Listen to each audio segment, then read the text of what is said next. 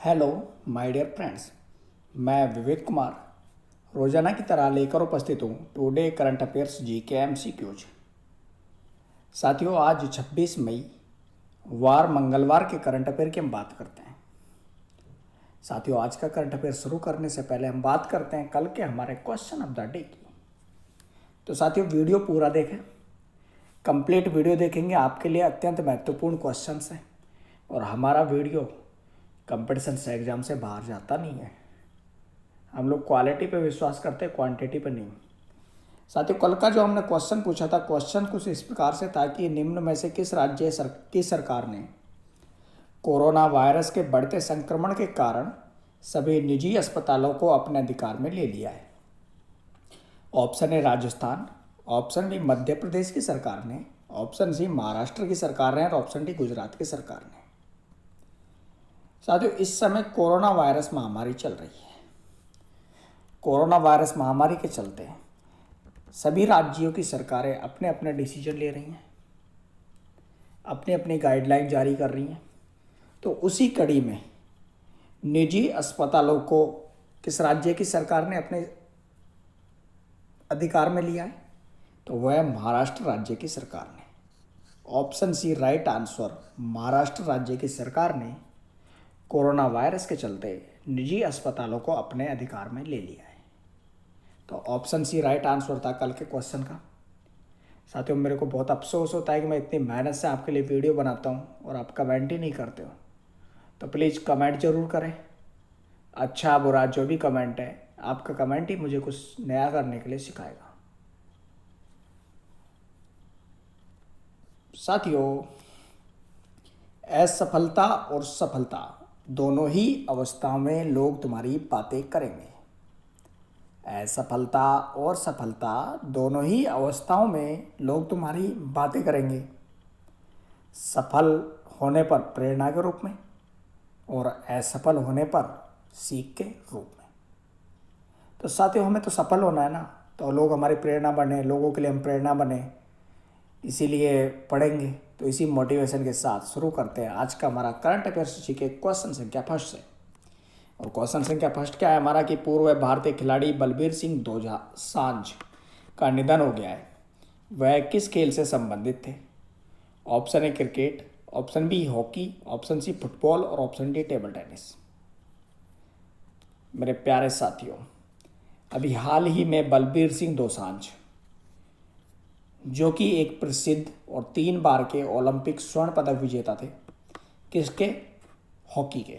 तो option B right answer है। Hockey के खिलाड़ी, पूर्व भारतीय खिलाड़ी हॉकी के बलबीर सिंह दोसांझ का अभी हाल ही में निधन हो गया है, जिन्होंने 3 बार स्वर्ण पदक जीता था।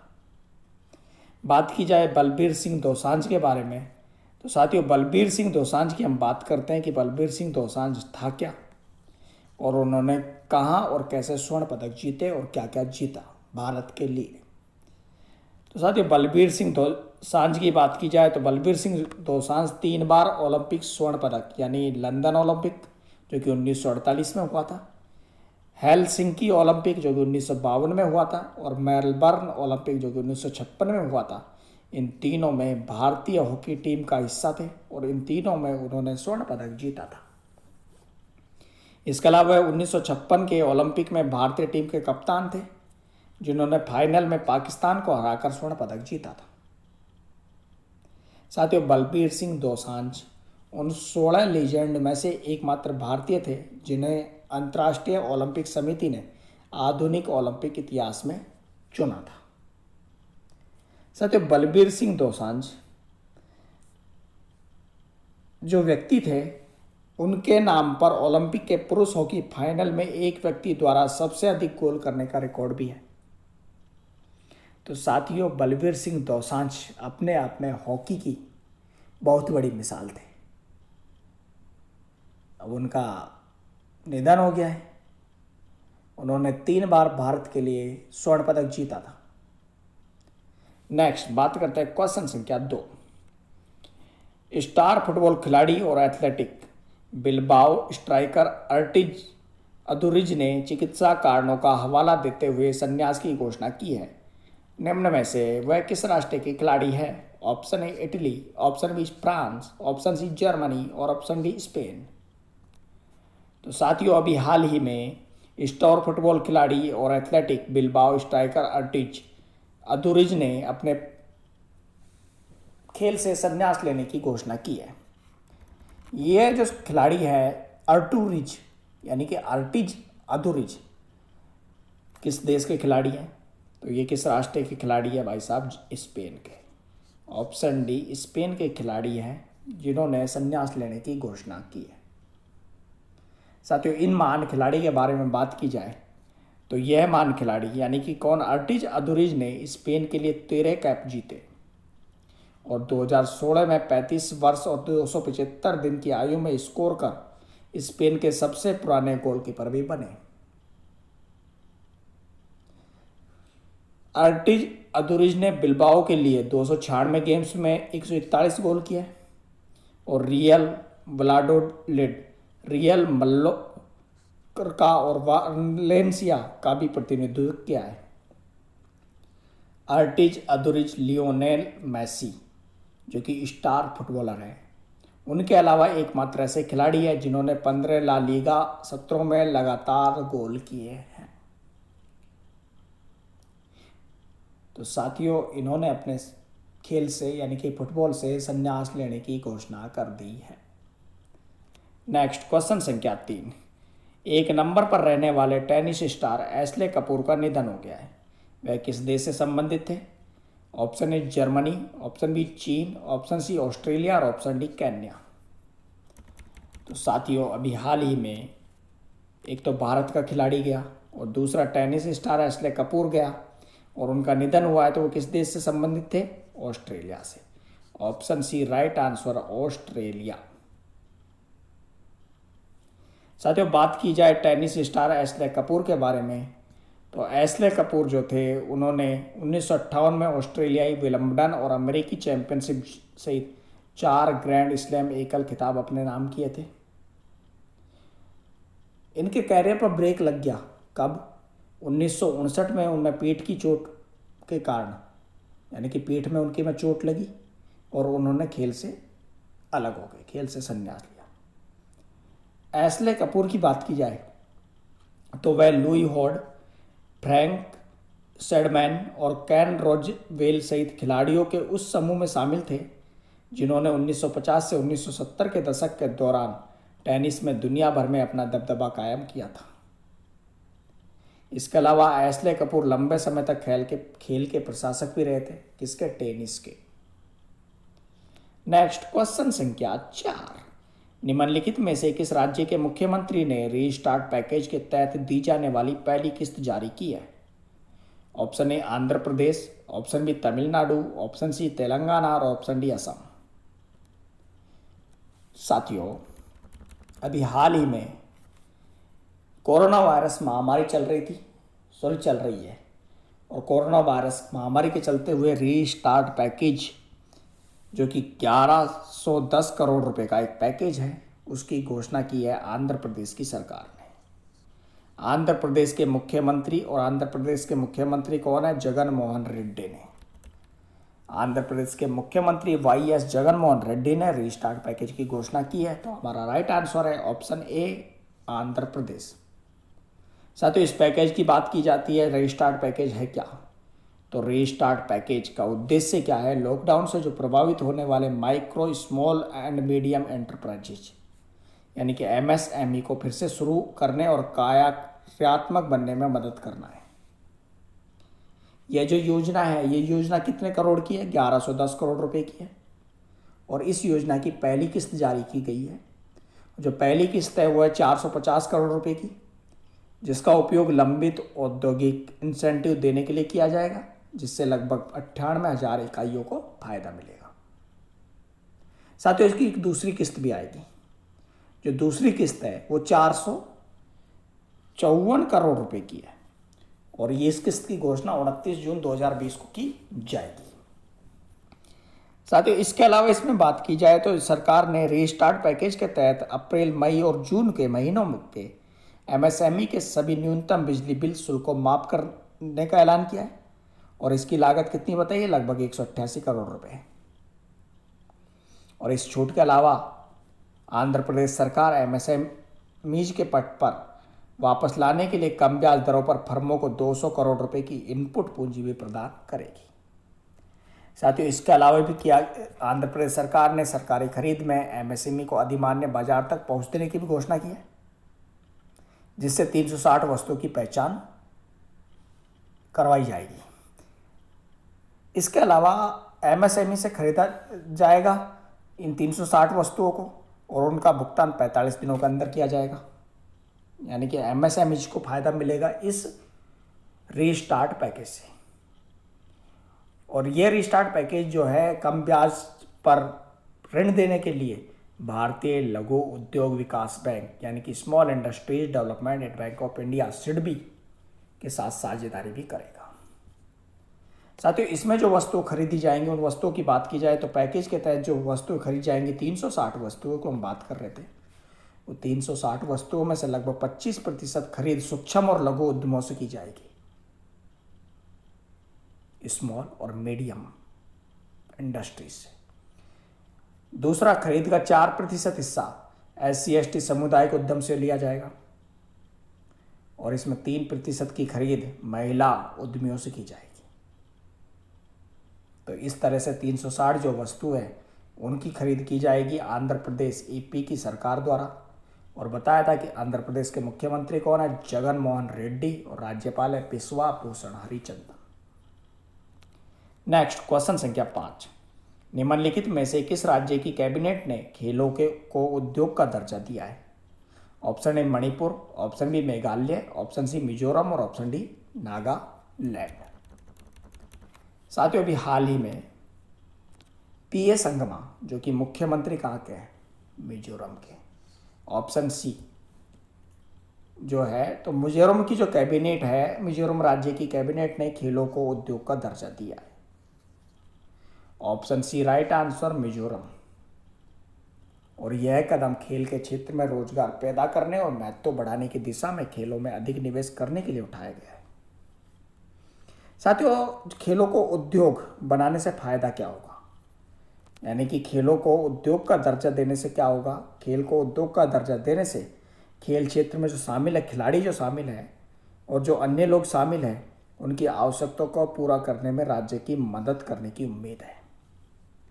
यानी कि खेल में जो खिलाड़ी नहीं, उनके अलावा बैक बेंचर्स भी रहते हैं, वॉलंटियर्स भी रहते हैं, कोच भी रहता है, वो सभी शामिल हैं। उनकी जो आवश्यकता है उनको पूरा करने में मदद मिलेगी।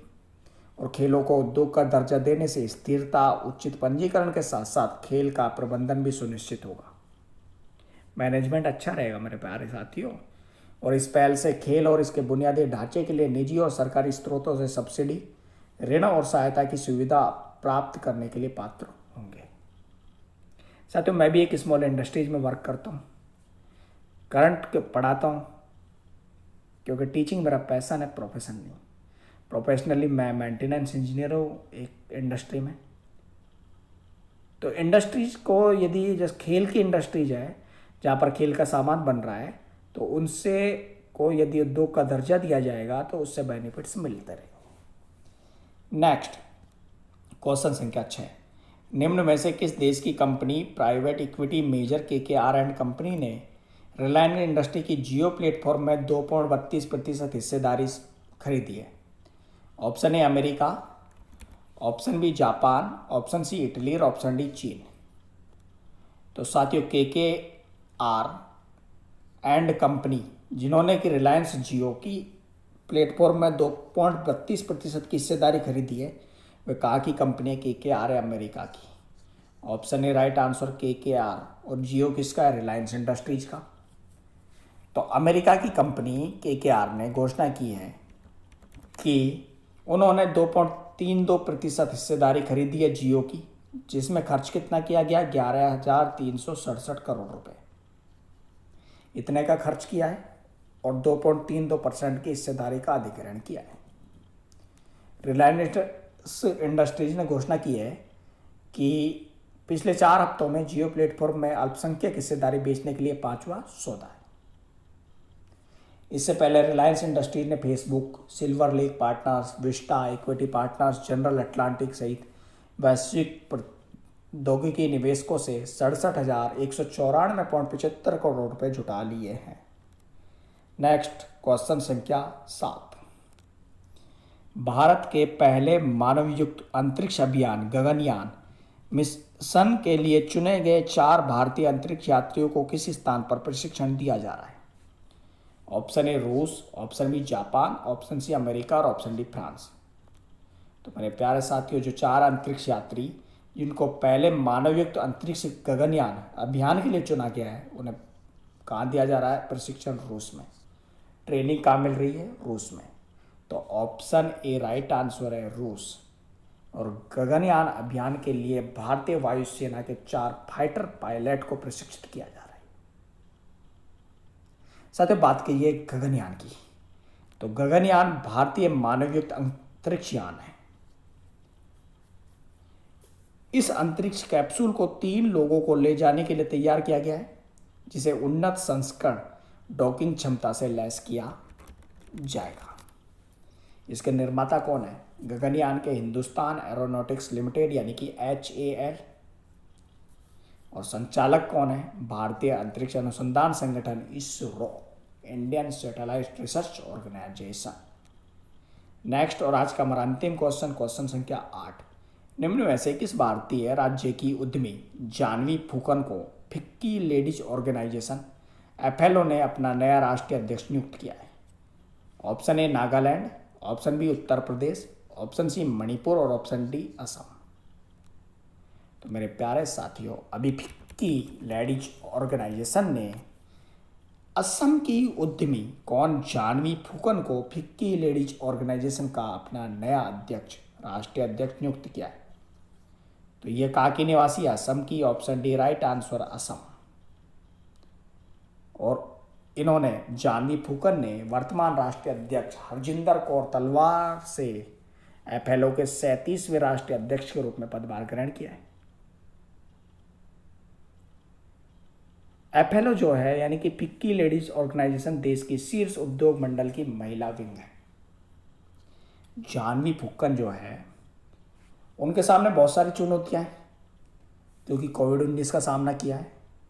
तो उनके प्रयास से हम कोविड-19 के जो लक्षण हैं, उनसे जो उत्पन्न अवसर जो है, उनका अधिकतम से फायदा उठाएंगे और महिलाओं को सशक्त बनाने की दिशा में ये काम करेंगी। बात करते हैं, 2 चीज़ें आ गई यहाँ पे, एक तो फिक्की और दूसरा फिक्की लेडीज ऑर्गेनाइजेशन। तो सबसे पहले हम बात करते हैं फिक्की लेडीज ऑर्गेनाइजेशन FLO की। तो फिक्की FLO महिलाओं के आर्थिक सशक्तिकरण की दिशा में काम करता है और राष्ट्रीय स्तर पर 17 खंड में 8,000 से अधिक महिला उद्यमियों और पेशेवरों का प्रतिनिधित्व करता है।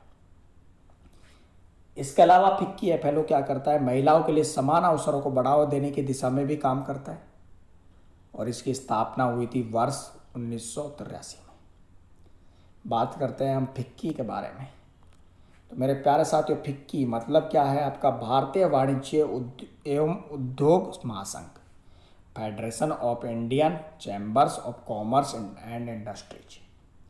और यह क्या है? भारत के व्यापारिक संगठनों का संघ है, जिसकी स्थापना 1927 में घनश्याम दास बिड़ला और पुरुषोत्तम दास ठाकुर दास ने महात्मा गांधी, राष्ट्रीय पिता महात्मा गांधी की सलाह पर की थी। और इसका मुख्यालय कहाँ पर है? नई दिल्ली में। तो मेरे प्यारे साथियों, ये था आपका फिक्की और फिक्की FLO। ये था आज का हमारा करंट अफेयर्स जीके। अब बात करते हैं आज के हमारे क्वेश्चन ऑफ द डे की। तो साथियों, हमारा क्वेश्चन ऑफ द डे है कि भारतीय रेलवे ने WAG-12 नाम के भारत लोकोमोटिव में निर्मित प्रथम 12,000 HP हॉर्स पावर विद्युत का परिचालन किया है, उस कंपनी का नाम क्या है जिसने लोकोमोटिव का निर्माण किया है, यानी कि लोकोमोटिव इंजन का निर्माण किया है? Option A Chittaranjan locomotive works, option B Bharat heavy electricals limited, option C Madhepura electric locomotive private limited, option D diesel locomotive works. और मेरे प्यारे साथियों, इस क्वेश्चन का आंसर आपको कमेंट बॉक्स में देना है। साथियों, वीडियो अच्छा लगा हो तो प्लीज़ एक लाइक तो बनता है, लाइक कर दीजिए। कमेंट तो करना ही है साहब, कमेंट तो कीजिए। और इस वीडियो का पीडीएफ डाउनलोड कीजिए। पीडीएफ डाउनलोड करने का लिंक आपको वीडियो के डिस्क्रिप्शन में मिल जाएगा। साथियों, अगर यहाँ तक आ ही गए हो तो एक बार हमारे यूट्यूब चैनल यूवी कंपटीशंस को सब्सक्राइब भी कर दीजिए। आपको हम डेली करंट अफेयर्स का नया डोज देंगे और नया डोज में कुछ इंपॉर्टेंट देंगे। तब तक के लिए थैंक यू सो मच, धन्यवाद। मिलते हैं एक नए वीडियो के साथ हमारे यूट्यूब चैनल यूवी कंपटीशंस पर। आपका दिन शुभ रहे, रात भी शुभ हो।